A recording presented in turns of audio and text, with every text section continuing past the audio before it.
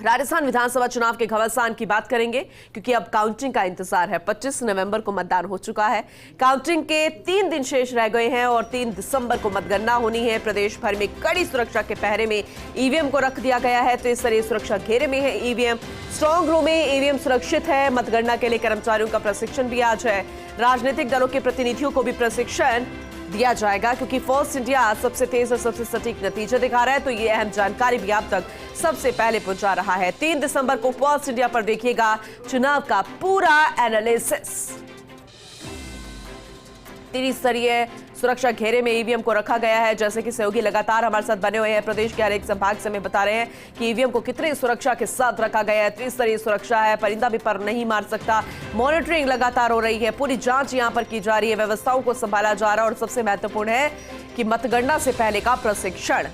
देखिए, अब जिन पर जिम्मेदारी है मतगणना की वो तो प्रशिक्षण ले रहे हैं, लेकिन राजनीतिक दलों के प्रतिनिधियों को भी उसमें रखा गया है ताकि कोई भी बाद में किसी तरह की उंगली ना उठा सके, कोई क्वेश्चन ना कर सके, कोई सवाल ना उठा सके और कोई गफलत ना हो, कोई चूक ना हो। और ये इसलिए प्रशिक्षण बेहद जरूरी है। 3 दिवसीय प्रशिक्षण है। कल भी प्रशिक्षण हुआ था, आज भी प्रशिक्षण। फिलहाल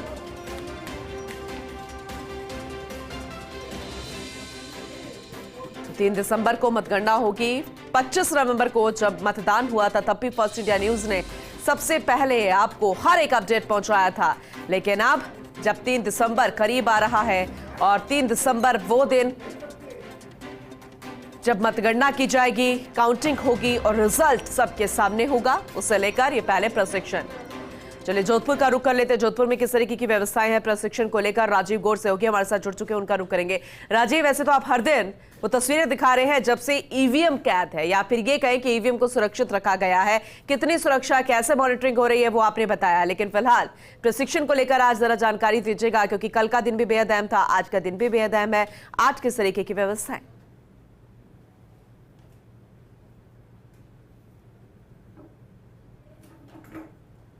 देखिए पूनम, निश्चित रूप से 3 दिसंबर को जो मतगणना होनी है उसके लिए प्रशिक्षण ज़्यादा इम्पोर्टेंट है। जो चुनाव के प्रक्रिया से जुड़े हुए उन सबका प्रशिक्षण जोधपुर के मेडिकल कॉलेज परिसर में चल रहा है। जिला निर्वाचन अधिकारी हिमांशु गुप्ता बराबर उस पर नज़र रखे हुए हैं और ये प्रशिक्षण जैसे ही पूरा हो जाएगा उसके साथ ही वो चंद घंटे ही बचे रहेंगे, मतगणना होगी। सबकी नज़र, पूरे देश की नज़र एक तरह से, क्योंकि राजस्थान बड़ा राज्य है और ऐसे में विधानसभा चुनाव, नई सरकार बननी है, समझा जा सकता है। बात अगर सुरक्षा के लिहाज से करें तो पॉलिटेक्निक कॉलेज परिसर में ईवीएम की सुरक्षा के लिए पुलिस प्रशासन के साथ आईटीबीपी की टीम है। लगातार आप देख सकते हैं कि आईएएस अधिकारी जो हैं देवेंद्र कुमार, वो यहाँ निरीक्षण करने पहुंचे हैं, जो जोधपुर विकास प्राधिकरण के आयुक्त भी हैं। आप देख सकते हैं पूरी टीम के सहयोग भानु सिंह का आपको तस्वीरें दिखा रहे हैं। प्रशासन और पुलिस का एक बेजोड़ जो संगम कह सकते हैं, आपस का कोऑर्डिनेशन कह सकते हैं। आईटीबीपी के जवान, हथियारबंद जवान जो है वो सुबह से तैनात है। महिला और पुरुष कांस्टेबल्स लगातार ड्यूटी दे रहे हैं। इस इलाके के जो थानाधिकारी, भगत की कोठी थाने के अधिकारी हैं अवधेश सांधु, उनके नेतृत्व पूरी टीम जो है चाक में व्यवस्थाएं संभाल रही है। पुलिस कमिश्नर रविदत्त गौड़ की पूरी जो टीम है इसमें लगी हुई है। जिला निर्वाचन अधिकारी हिमांशु गुप्ता लगातार मॉनिटरिंग कर रहे हैं और आप देखिए कि जब एक आईएएस अधिकारी खुद आकर के बार बार इसको चेक करें, समझा जा सकता है। रही बात ट्रेनिंग की, तो ट्रेनिंग का जो प्रोसेस है यहाँ मेडिकल कॉलेज परिसर है वहाँ चल रहा है और इस वक्त अगर ये तस्वीरें एक्सक्लूसिवली फर्स्ट इंडिया न्यूज की स्क्रीन पर देखी जा सकती है, जहां पर जो भारतीय प्रशासनिक सेवा के अधिकारी हैं देवेंद्र कुमार, वो यहाँ पर पहुंचे, एक पल पल का अपडेट दे रहे हैं कैसे मतगणना का सिस्टम चलेगा। उनसे भी बात करने की कोशिश करेंगे, क्योंकि इस वक्त अगर तस्वीरों में देखिए सुरक्षा के लिहाज से 32 सीसीटीवी कैमरे लगाए हैं। स्ट्रांग रूम के अंदर की भी जो जानकारी है वो यहाँ पर मिल रही है और उनसे बात करने की कोशिश भी करेंगे। लेकिन सबसे बड़ी बात है इस वक्त वो खुद सुरक्षा के घेरे में है। एक दायरा बनाया हुआ है, कोई भी व्यक्ति जहाँ पर एंट्री, बिना किसी को एंट्री नहीं है, खुद को एंट्री करनी पड़ती है। खुद देवेंद्र कुमार को भी एंट्री करनी पड़ी है और समझा जा सकता है कि ये जो तस्वीर है ये इसको बेहतर बनाने के लिए जो chief secretary Usha Sharma, DG Umesh Mishra जो हैं वो लगातार इसको मॉनिटरिंग कर रहे हैं और जिस तरीके से पुलिस अधिकारियों की बात करें वो पल पल का अपडेट ले रहे हैं और किस तरह की सारी व्यवस्था रहेगी।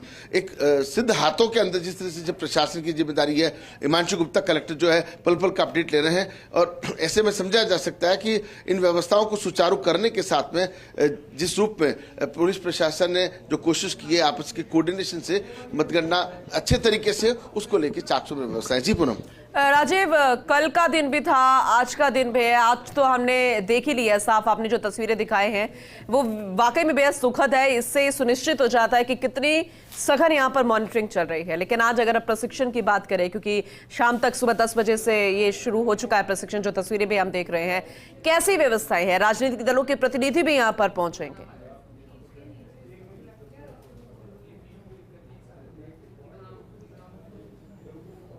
देखिए, जहां प्रशिक्षण है कुछ देर में आपको वहां की तस्वीरें भी दिखाएंगे। इस वक्त चूंकि सुरक्षा के लिहाज से, मॉनिटरिंग के लिहाज से व्यवस्था कैसी होनी चाहिए और उन व्यवस्थाओं से किस तरह से शांतिपूर्ण तरीके से मतगणना पूरी की जा सकती है।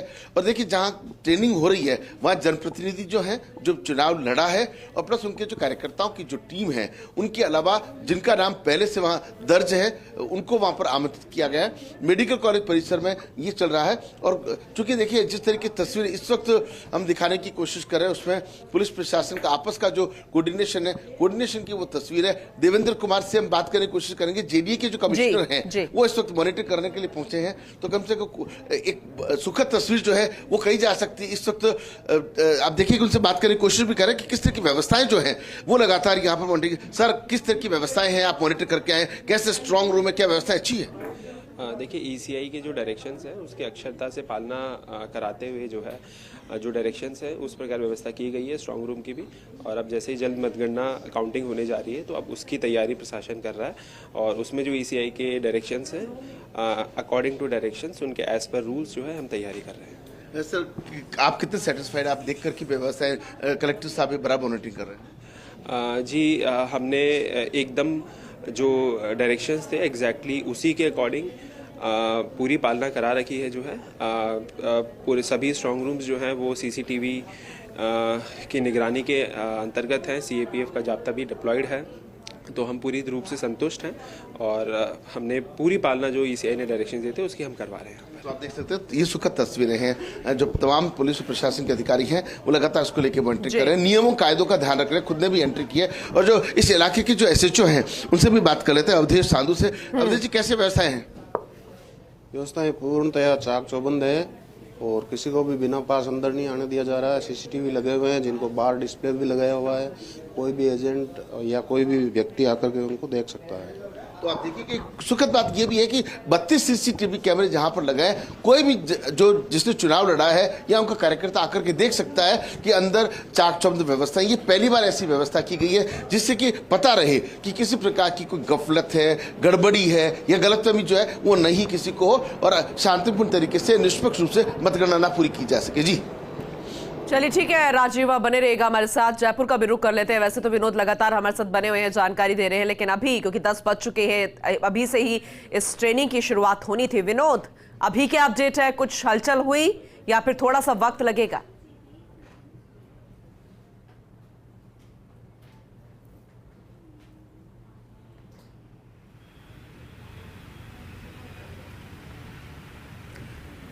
विनोद, आप तक आवाज पहुंच रही है?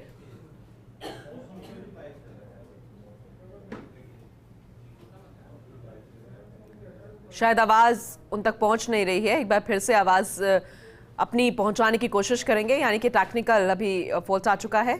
लेकिन राजीव लगातार हमारे साथ बने हुए हैं। राजीव, क्योंकि जैसे कि 10 बजे से इसकी शुरुआत हो रही थी, यही सवाल मेरा विनोद से भी था, क्योंकि राजधानी में है वो, और ये जानना भी बेहद जरूरी है क्योंकि सुरक्षा तो चाक चौबंद है, वो हमने जोधपुर में भी देख ली। ट्रेनिंग की भी आपने व्यवस्थाओं का जिक्र कर लिया है, लेकिन 10 बजे जो इसकी शुरुआत होनी थी, क्या थोड़े लेट नहीं हो गए?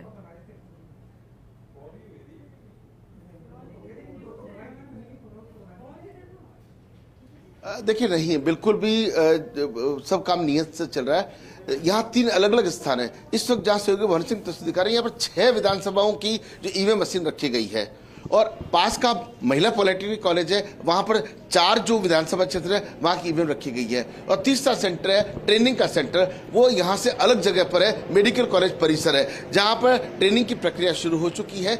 नियमानुसार ट्रेनिंग को लेकर के खुद जिला कलेक्टर, जिला निर्वाचन अधिकारी हिमांशु गुप्ता गंभीर है। कुछ देर बाद में तो फर्स्ट इंडिया न्यूज के दर्शकों को ट्रेनिंग की तस्वीरें भी दिखाएंगे। लेकिन अगर बात मॉनिटरिंग की करें तो सुरक्षा के लिहाज से पुलिस कमिश्नर रविदत्त गौड़ और कलेक्टर हिमांशु गुप्ता लगातार मॉनिटरिंग करें, आपस का कोऑर्डिनेशन रखे हुए हैं, जिससे कि शांतिपूर्ण तरीके से मतगणना की व्यवस्था हो सके। केवल जोधपुर नहीं, जोधपुर संभाग की बात करें तो जोधपुर के संभागीय आयुक्त BL मेहरा और यहाँ के जो IG हैं जयनारायण शेर, जोधपुर संभाग में जितने भी जिले आते हैं जहां जहां पे मतगणना होनी है वहां तमाम व्यवस्थाओं को खुद चौकसी कर रहे हैं। तमाम जो SP और कलेक्टर्स हैं उनसे बराबर फीडबैक ले रहे हैं। तो समझा जा सकता है कि जिस तरीके से जो दूसरी एजेंसियां हैं, केंद्रीय बल की एजेंसियां, उनको साथ में लेकर के शांतिपूर्ण मतगणना की तैयारियां पूरी कर ली गई है। चलिए ठीक है राजीव, विनोद भी हमारे साथ जुड़ चुके हैं, वापस एक बार उनका रुख कर लेते हैं। विनोद, अगर आप तक आवाज पहुंच रही है तो जरा जानकारी दीजिएगा, क्योंकि सुरक्षा किस तरीके से है EVM की, यहाँ पर कितनी मुस्तैदी है वो तो हम लगातार देख रहे हैं आपके जरिए। लेकिन 10 बजे का वक्त था जब ट्रेनिंग की शुरुआत होनी थी, जरा अपडेट कीजिएगा, क्या शुरुआत हो चुकी है या अभी वक्त लगेगा?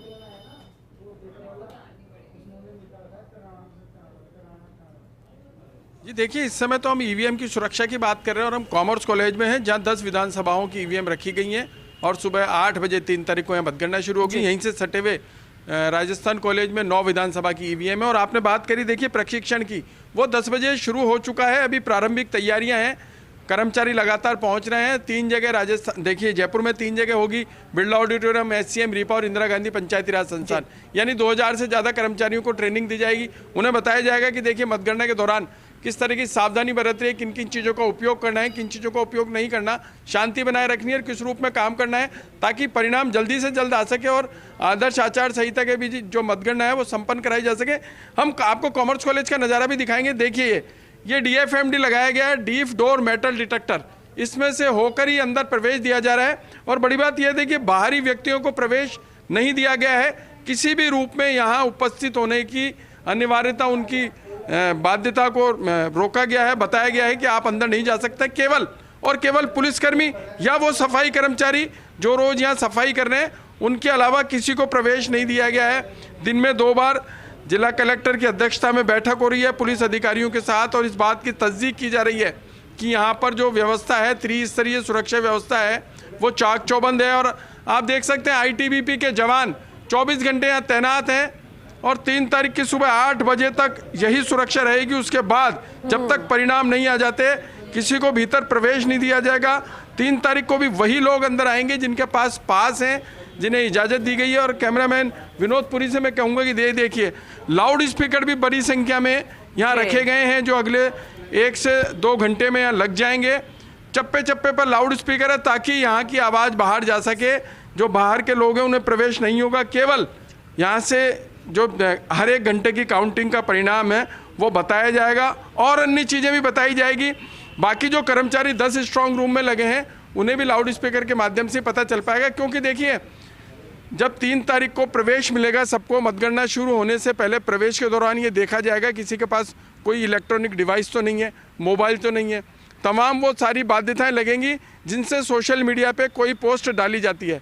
तो ऐसे में बड़ी पाबंदी रहेगी, कर्मचारी बिना मोबाइल के अंदर आएंगे और जब पूरा मतगणना का काम संपन्न हो जाएगा, सारे परिणाम सामने आ जाएंगे, उसके बाद बाहर निकलते समय वो मोबाइल कलेक्ट कर सकेंगे। जी पूनम जी, आपने बहुत सारी चीजें बता दी है और दिखा भी दी है, जैसे लाउड स्पीकर्स आ गए हैं, मोबाइल फोन्स का भी आपने जिक्र किया, किस तरीके से हर एक व्यवस्थाएं जो है वो ना कि देखी जा रही है बल्कि संभाली जा रही है और व्यवस्थाओं को दुरुस्त किया जा रहा है, जो कि बेहद जरूरी भी है। लेकिन विनोद, क्योंकि आप लंबे समय से इसे कवर करते आ रहे हैं, अगर 5 साल पहले का हम जिक्र करें, बहुत सारे नवाचार हो रहे हैं, क्योंकि वक्त जब बढ़ता है नई टेक्नोलॉजी आ जाती है, नए लोग भी आ जाते हैं डिपार्टमेंट में। तो क्या इस बार भी सिर्फ सुरक्षा, सिक्योरिटी या मतदान जब हुआ था तभी नवाचार नहीं, लेकिन यहां पर भी कोई नवाचार, जैसे तो हम बार बार जिक्र कर रहे हैं, लेकिन फिर भी आपको कितना बदलाव नजर आता है सिक्योरिटी के लिहाज से और इन व्यवस्थाओं के लिहाज से भी, जो कि काउंटिंग से ठीक पहले होती है?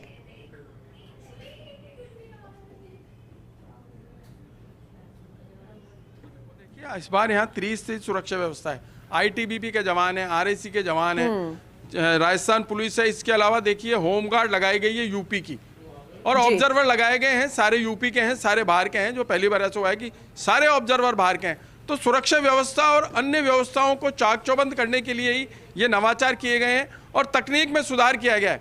सबसे बड़ी बात तो यह है देखिए कि शाम 4 से 5 बजे तक सारे परिणाम आ जाएंगे, चाहे कितने ही राउंड हो। तो एक नई तकनीक के सहारे इस बार मतगणना होगी और मतदान भी नई तकनीक से हुआ था। जैसे मतदान में आपने देखा होगा कि 62,000 से ज़्यादा जो बुजुर्ग और दिव्यांग थे उनको होम वोटिंग की सुविधा दी गई। यह भी राजस्थान में एक नवाचार था। तो देखिए, लगातार जो नवाचार बाहर हो रहे हैं, जिनका प्रयोग पहले विधानसभा चुनाव में अन्य राज्यों में हो चुका है, वो नवाचार यहाँ आजमाए जा रहे हैं और सफल भी हो रहे हैं। और आपने देखा होगा कि आदर्श आचार संहिता के बीच शांतिपूर्ण तरीके से मतदान हुआ और यही कोशिश अब की जा रही है कि 3 तारीख को मतगणना हो शांतिपूर्ण तरीके से पूरे राजस्थान में, और उसके बाद चुनाव परिणाम आए। और एक बड़ी बात यह है, देखिए कि हर बार हर विधानसभा चुनाव में कोशिश यही रहती है कि आदर्श आचार संहिता के बीच चुनाव संपन्न कराए जाएं, सारी प्रक्रिया संपन्न हो। और अभी तक की जो प्रक्रिया रही है, जो कोशिश रही है, वो कामयाब रही है। और अब आने वाले 3 दिनों में डिपेंड करेगा कि किस तरह की सुरक्षा व्यवस्था का घेरा और मजबूत किया जाता है और आदर्श आचार संहिता के बीच मतगणना का काम पूरा संपन्न हो पाता है। तो नवाचारों के बनिस्पत नवाचारों के सहारे ही ये सब चीजें संभव हो पा रही है। लेकिन ईवीएम बड़ा मुद्दा रहता है विनोद। हम राजीव से भी इस बारे में पहले चर्चा कर रहे थे कल, लेकिन आज आपसे भी एक बार फिर से सवाल करते हैं। बार बार हम ईवीएम की सुरक्षा की बात करते हैं, इस ट्रेनिंग की बात करते हैं, कुल मिलाकर घूमकर वही बात आती है जब रिजल्ट आ जाते हैं। फिर एक बार मानिए या ना मानिए, ये सवाल उठेगा ईवीएम की गड़बड़ी का, ईवीएम में गफलत का, क्योंकि इस बार भी कई जगह पर बैटरी डाउन हो गई थी, कई बार कुछ गड़बड़ी सामने आ गई थी। आज तेलंगाना में चुनाव है विनोद, और वहां पर भी एक बूथ पर ईवीएम डाउन हो गया और आधे घंटे तक वोटिंग रोकनी पड़ी। ये सारी चीजें हैं, ये कहीं ना कहीं सवाल खड़े करती है ईवीएम को लेकर और कंफ्यूजन और डर और टेंशन पैदा करती है उन प्रत्याशियों के मन में जिनके जो विधानसभा तक नहीं पहुंच पाते। इसे लेकर निर्वाचन विभाग क्या कुछ सोचता है? आपको लगता है जब इस बार काउंटिंग होगी और कुछ गफलत, अगर वैसे तो ना ही आए, लेकिन इस तरीके के सवाल नहीं उठेंगे विनोद?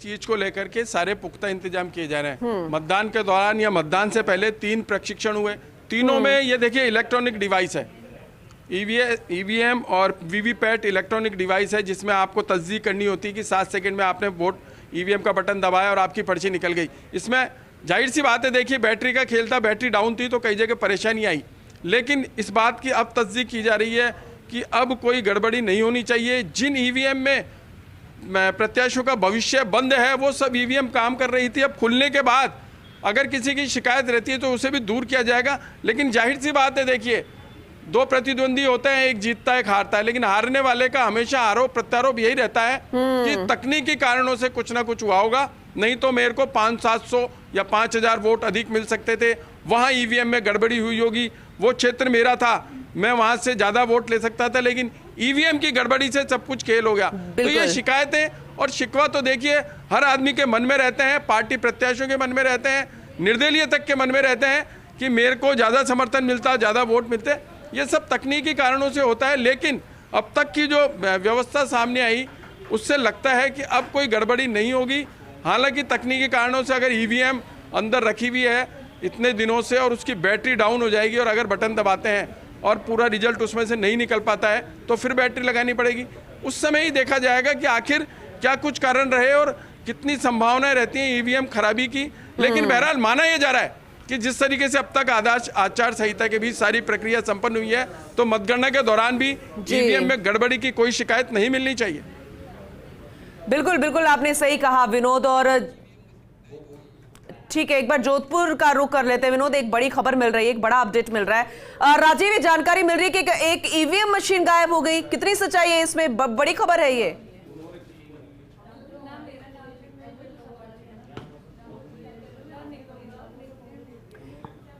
राजीव, ये बड़ी खबर मिल रही है कि रिजर्व ईवीएम मशीन गायब हो गई है। वोटिंग के दिन दरअसल ये गायब हुई थी।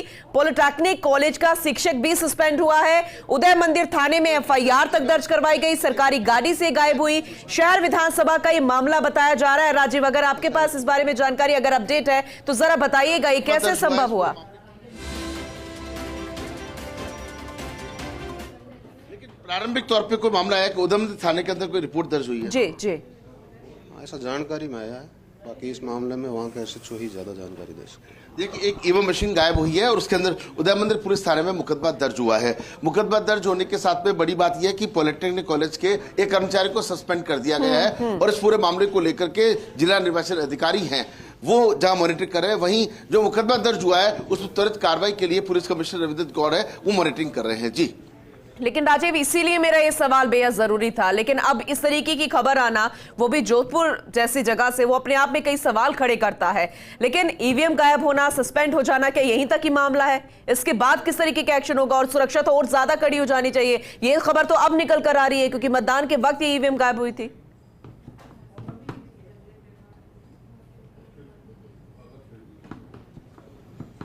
देखिए, सवाल सबसे बड़ा पुलिस प्रशासन पर है, सवाल जिला प्रशासन पर है। निर्वाचन का जो कामकाज देख रहे हैं, इतने दिन हो गए, जब 25 नवंबर को जब मतदान हुआ है उस दिन ईवीएम गायब हुई है। सवाल इतने दिन तक पुलिस प्रशासन क्या करता रहा? एक और देखिए, ये जाप्ता है जो इतनी ईवीएम की रक्षा कर रहा है, सुरक्षा कर रहा है, आईटीबीपी की टीम लगी हुई है। लेकिन दूसरी ओर बात करें, ईवीएम मशीन का गायब हो जाना, उदय मंदिर पुलिस थाने में मुकदमा दर्ज होना और इतने दिन के बाद इस खबर का बाहर आना, समझा जा सकता है कि कहां चूक हुई है। लेकिन चूक जहां भी हुई है, ऐसे में क्या होता है, लोगों का भरोसा टूटता है। जब पुलिस प्रशासन पर आंख मूंद करके विश्वास करते हैं, कानून और शांति व्यवस्था पुलिस प्रशासन बनाता है, लेकिन किस तरीके से जो यहाँ के जिला कलेक्टर हिमांशु गुप्ता मॉनिटरिंग करते रहे, लेकिन बावजूद एक तरीके से कहा जा सकता है कि राजीव, ये भी जानकारी है कि जो ईवीएम गायब हुई वो रिजर्व ईवीएम है, इसको समझाइएगा। दूसरा, सरकारी गाड़ी से गायब हुई है, ये बड़ा सवाल है, ये कैसे पॉसिबल है, कैसे संभव है? और शहर विधानसभा का ये मामला बताया जा रहा है। अभी तो ये मामला सामने आया है, न जाने कितने इस तरीके के मामले प्रदेश में होंगे, क्योंकि इतने दिन बाद ये निकल कर आना। 25 को वोटिंग हुई थी, मामला सस्पेंड करने से तक ये मामला खत्म हो जाएगा। और दूसरी तरफ ईवीएम में गड़बड़ी, इस सवाल पर भी बल मिलता है ऐसी खबरों से। राजे,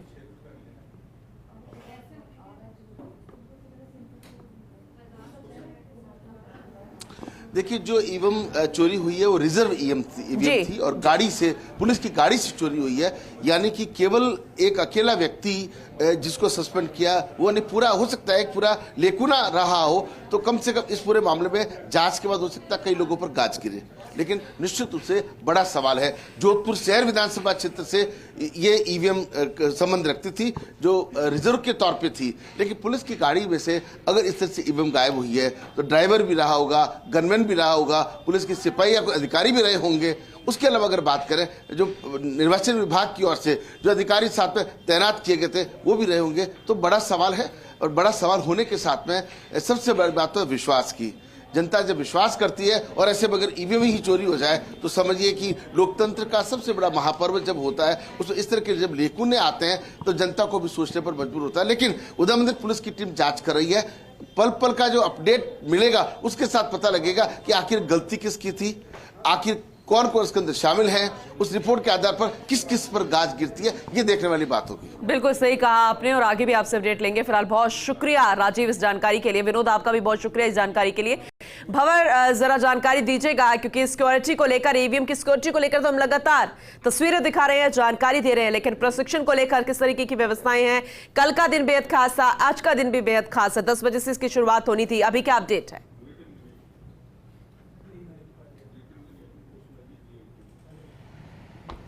देखिए, बेहद खास है आज का दिन, क्योंकि अब 1-2 दिन के बाद, 3 दिन के बाद ही पूरा का पूरा जो पिटारा है वो खुलने वाला है। प्रत्याशियों का भाग्य जो कि ईवीएम में कैद है वो खुलने वाला है। और देखिए, फिलहाल अभी जो अधिकारियों का एक दल है वो अंदर जेडीबी कॉलेज के अंदर एंटर हुआ है, जो कि काउंटिंग सेंटर है। और अब पूरी तरह से अब इस काउंटिंग सेंटर को मैं आपको बताऊं पूनम कि सील कर दिया गया है। पहले फिर भी इसके कुछ हिस्से तक जाने की अनुमति थी, अब इसको पूरी तरह से बंद कर दिया गया है। इसका जो फ्रंट गेट है वहाँ आप देख रहे हैं कि राजस्थान पुलिस के हथियारबंद जवानों की तैनाती की गई है। इसके बाद आईटीबीपी के जवानों का सुरक्षा घेरा, इसके बाद जो सीमा सुरक्षा बल है उनके जवानों का सुरक्षा घेरा है। और कड़े पहरे में जो ईवीएम स्ट्रांग रूम है उसको रखा गया है, कैमरे की निगाहों में रखा गया है। और ये जो आप परिसर देख रहे हैं, बमुश्किल 50 मीटर का फासला होगा, केवल इस फासले में ही 30 से 25 जवानों की तैनाती की गई है। थोड़ी देर पहले ही जिला निर्वाचन अधिकारी MP मीणा ने यहाँ का विजिट किया। और फिलहाल ये जो गाड़ी आप देख रहे हैं इसमें उप जिला निर्वाचन अधिकारी राजकुमार सिंह है, जो कि सारी व्यवस्थाओं का यहाँ पर जायजा ले रहे हैं। और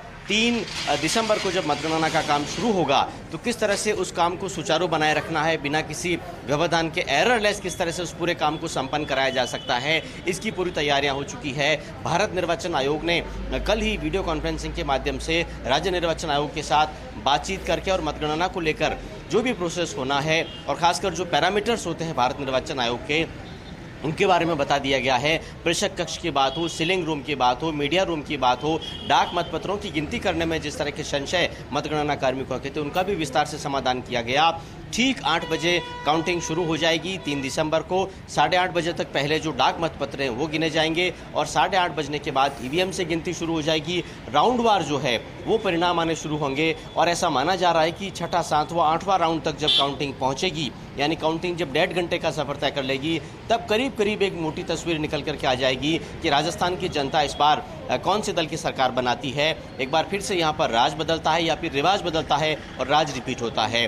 कोटा में देखिए, अगर 2018 के विधानसभा चुनावों से इन चुनावों की तुलना करने का प्रयास किया जाए तो कुल मिलाकर के संभाग की 17 सीटें हैं। 9,000 के आसपास मतों का फासला रहा था। 14,42,000 के आसपास मत मिले थे बीजेपी को पूरे संभाग में और उससे 9,000 कम मत मिले थे कांग्रेस को। तो सीटें 17 में से 10 बीजेपी की झोली में गई और 7 कांग्रेस की झोली में गई, यानी जो कुछ सैकड़ों का या कुछ हजार का जो मतों का अंतर है वो भी बड़ा मार्जिन पैदा करेगा। सरकार की लोक कल्याणकारी योजनाएं हैं, साथ में विपक्ष ने सड़कों पर जिस तरह से जनता के बीच मुद्दे रखे उसका अपना असर होगा। एक तरफ संकल्प पत्र है, दूसरी तरफ घोषणा पत्र है, तो जनता किसका साथ चुनती है, हाथ का साथ चुनती है या फिर कमल के निशान पर बटन दबाती है, ये फिलहाल सबसे बड़ा राजस्थान में सवाल है। सबसे प्रतीक्षा सबसे ज्यादा इसी सवाल के जवाब की हो रही है और 3 दिसंबर को मतगणना को लेकर फिलहाल चौतरफा तैयारियां जारी है। वैसे तो आपने पूरा विश्लेषण कर ही दिया है भंवर, लेकिन फिर भी आपसे समझना चाहेंगे क्योंकि ये ट्रेनिंग, ये वर्कशॉप बेहद खास है जिसमें राजनीतिक दलों के प्रतिनिधि भी शिरकत करेंगे, शामिल होंगे,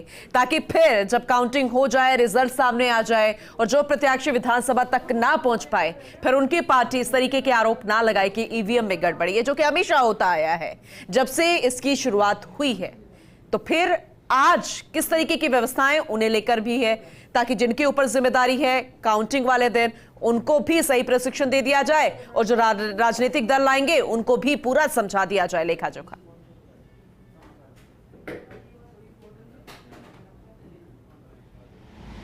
देखिए, जहां तक ईवीएम की गड़बड़ियों के सवालों का सवाल है पूनम, हर विधानसभा क्षेत्र के जो मतदान केंद्र रहेंगे वहां से 5-5 जो वीवीपैट मशीनों की पर्चियां हैं उनको लॉटरी के माध्यम से लिया जाएगा और जो ईवीएम में वोट कास्ट हुआ है उससे उनका मिलान किया जाएगा।